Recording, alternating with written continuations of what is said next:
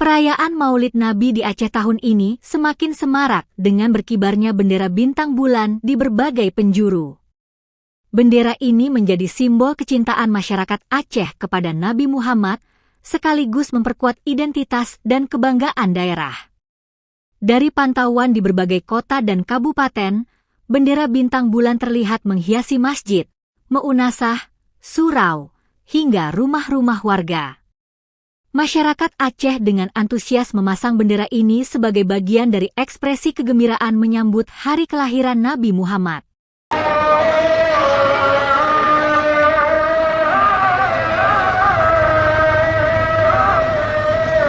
Ya, bucor bacun lah.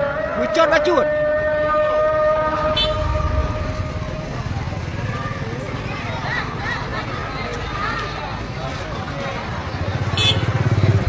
Bismillahirrahmanirrahim.